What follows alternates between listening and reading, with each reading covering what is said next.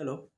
तो दोस्तों, अगर अगर कोई भी नया कस्टमर सोच रहा है कि एक ऐसा ईवी स्कूटर लेने के लिए कि जिनका माइलेज अच्छा खासा हो, मतलब यहाँ पे 100 से लेकर 150 किलोमीटर का माइलेज हो और थोड़ा सा कम प्राइस में देखने को अगर मिल जाए, एक अच्छे ब्रांड के तरफ से भी और अच्छे खासे वारंटी के भी साथ, तो यहाँ पे जितने भी प्रीमियम सेगमेंट का स्कूटर है या फिर ब्रांड है, उनमें से एक दो बार तो माइंड में ये स्ट्राइक करेगा कि ओला का जो latest S1 Pro third generation वाला स्कूटर है वो कैसा है। उसके एक बार देखते चेक करके, या फिर उसी को ले लेते। तो जो जो कस्टमर यहाँ पे ये माइंड थॉट लेके चल रहे हो ना कि ओला का जो जनरेशन 3 है, और जो बैटरी किलोवाट है, यहाँ पे मैं 4 किलोवाट बैटरी को स्पेशली यहाँ पे हाईलाइट करना चाहूँगा। तो उसको अगर मैं लेने के लिए सोच रहा हूँ तो क्या वो मेरे लिए सही है, या फिर अगर आप लोग सोच रहे हो कि उसी को एक बार उसी को लिया जाए, तो क्या वो सही डिसीजन रहेगा। तो एक बार जरूर आप इस वीडियो को देखिए, क्योंकि यहाँ पे मैं ऐसे पांच पांच प्रॉब्लम्स के बारे में बात करूंगा, जो मतलब मैं क्या क्या ही बताऊं यार। ये एक एक लौता कंपनी है मेरे हिसाब से, जो जनरेशन 1 से लेकर थर्ड जनरेशन में भी ना, मतलब सेम सेम ही प्रॉब्लम बार बार रिपीट हो रहा है, बार बार रिपीट हो रहा है।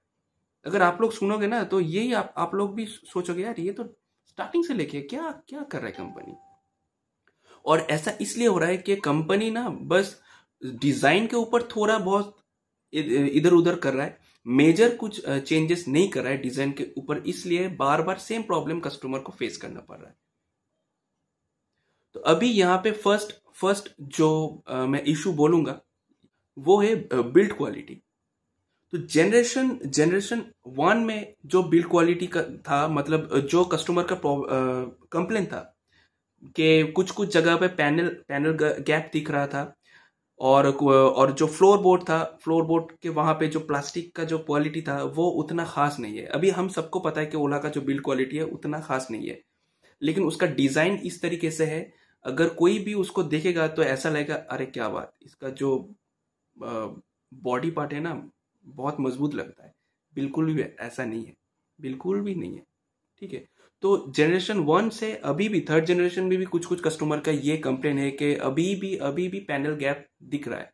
अभी इससे क्या होता है कि अगर आप बारिश में लेके चल रहे हो या फिर गाड़ी को वॉश कर रहे हो ना, तब पानी अगर थोड़ा सा भी अंदर चला गया तो बैटरी पे इम्पैक्ट पड़ सकता है, या फिर जो इलेक्ट्रॉनिक्स कंपोनेंट है उसमें भी इम्पैक्ट डाल सकता है, और खराब होने का चांसेस बहुत ज्यादा है। अभी हम सबको पता है कि अगर अगर वाटर डैमेज निकला कोई भी पार्ट पे, तो वहां पे कंपनी बिल्कुल भी वारंटी नहीं देगा।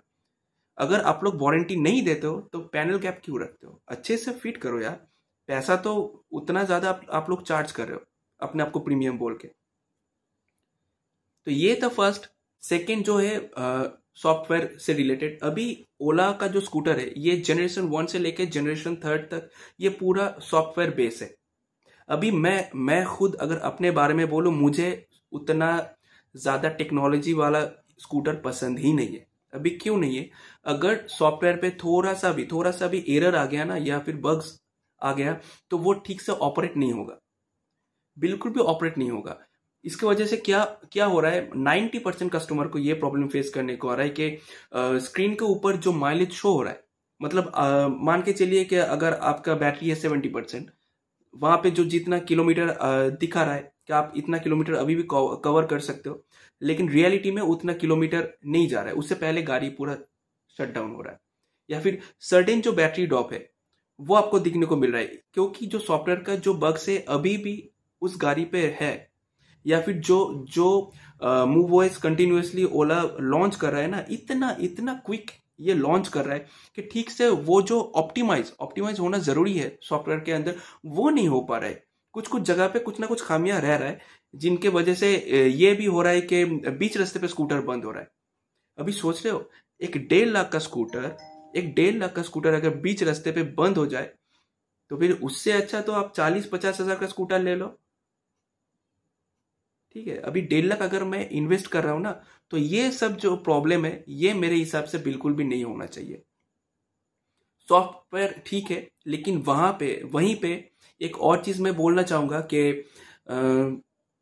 हर एक स्कूटर पे ऑन ऑफ करने का ऑप्शंस होना चाहिए, जो कि ये की चाबी से स्कूटर ऑन ऑफ होना जरूरी है।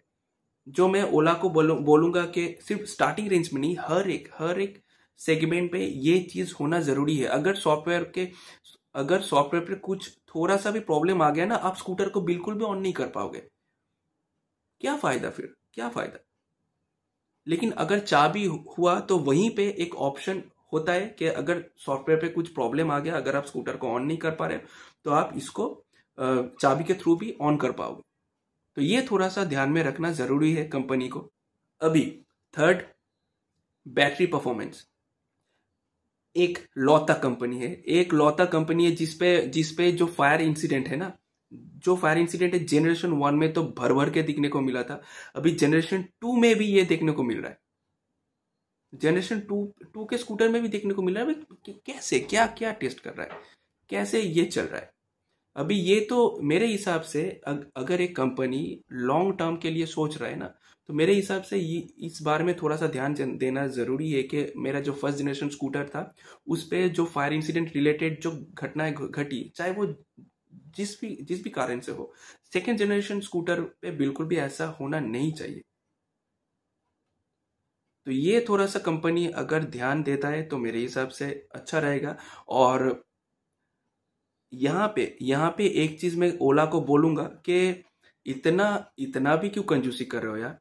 जो जनरेशन थर्ड है ओला S1 प्रो, वहां पे अगर आप 4 किलोवाट वाला बैटरी को चूज करते हो ना, तो वहां पे ओला का जो भारत सेल है 4680, जो लेटेस्ट भारत सेल है, वो आपको देखने को नहीं मिलेगा। वो सिर्फ और सिर्फ अभी के लिए 5 किलोवाट वाले बैटरी पैक पे ही आपको देखने को मिलेगा, जो जिसका एक शोरूम प्राइस है 2 लाख रुपए।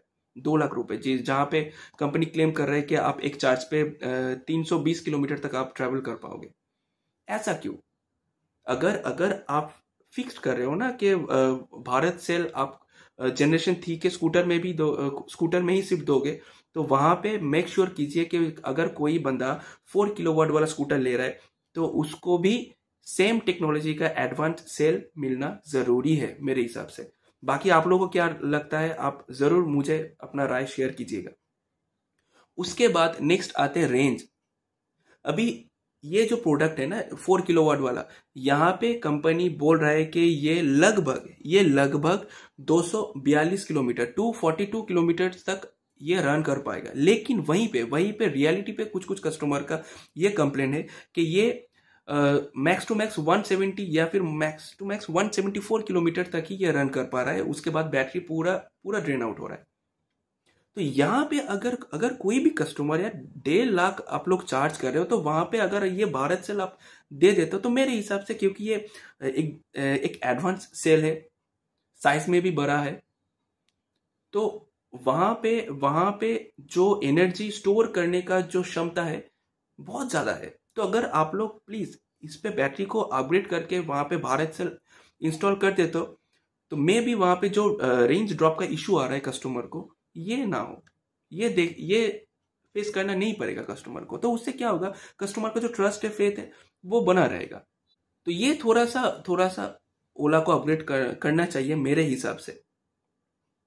और लास्ट जो मैं बोलूंगा वो है कस्टमर सर्विस, या फिर आफ्टर सेल सपोर्ट भी आप बोल सकते हो।